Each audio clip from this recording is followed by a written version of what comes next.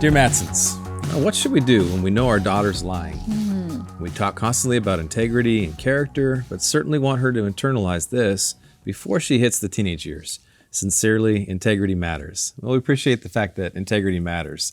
That it absolutely is a message that we're passionate about as well. So thank you for, first and foremost, one, to live that out in your family. Yeah, and honestly, anyone who's lying, there's a couple undercurrent reasons. So I want you to better understand that first. One might be personality. There's certain personalities and wirings that love to tell stories or are really attuned to not wanting to disappoint people, manipulation, all of those kind of draws for certain personalities. And there's other personalities, the child who's like all about the truth and the facts, and they're probably not going to lie as much. But the other reason is usually because we fear the consequence or losing the relationship. And so a little 10-year-old who's lying, they're testing the waters to see, what happens when I lie, or I'm afraid I'm going to get the consequence. So we really want you to start with affirm your love for your child. I talked with my youngest daughter who struggled in this area because of her personality growing up. And I said, what would you tell the moms and dads out there?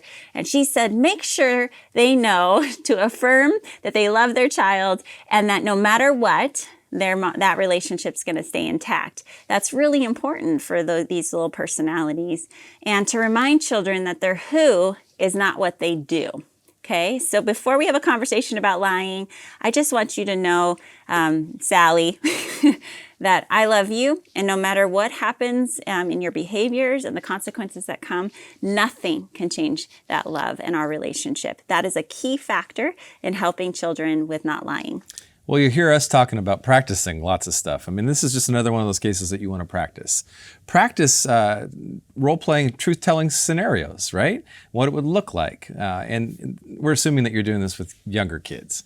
And that's where our older kid, you were just describing in our hindsight. Teenager. Yeah, was recommending something that for other kids that were like her when they were little, right? So in that case, just practice those situations. The other thing, too, is be sure that you're acknowledging and pointing out moments when you recognize your child telling the truth. Hey, I could tell you just said something that absolutely was true, and that was awesome, and made perfect sense to us and me. And how did that feel? And just give them the benefits of those rewards that you're noticing when they are making the effort of sticking to the story and telling the truth as opposed to bending it or lying altogether. That'll help. So catching them telling the truth, using the term, we're truth tellers, and this is how you tell the truth. And yes, sometimes there's consequences. So that last piece would be if they're lying, you want to understand. So give them a chance to explain. This is your chance to be the truth. The scriptures say that the truth sets us free. It really does, because we feel better. So helping them understand why we tell the truth, we feel better about ourselves. We build trust in our relationships, and lying breaks trust. And I want to be able to trust you. You want to be able to trust me. So we tell each other the truth. Sometimes there's consequences, but the consequences will most likely be less when you're telling the truth than when you build a lie.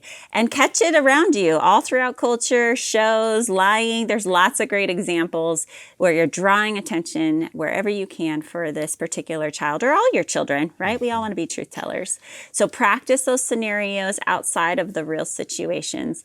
And then when there is lying, you're going to slow down and hear why your child lied. Get to the heart of it, and then give them a chance to build a repair and to see what it feels like to actually tell you the truth, and to hug and to say, thank you. Yeah, I can trust you. Let's keep trying to build on this trust. That feeling inside that particular relational child is going to be a huge part of what motivates them to tell the truth. Now listen, too, if you're, it's important that you're looking at your own truth-telling as the adult, because kids are watching and catching everything, right? So if you call into work and say you're sick but you're not, so you can go play, I mean, that's not congruent. And kids will pick up on that as well. So it's just good. This message is good for all of us. It's good for us as adults. It's good for us as our kids. And that's what healthy systems, and in this case, a healthy family system, is all about. It's about trying to live with more integrity. So if integrity matters, it should matter to everyone in the system. Yeah. If you're wanting to continue to grow, especially if you're a mom who has a daughter, we want to tell you about our Helping Moms Raise Confident Daughter courses.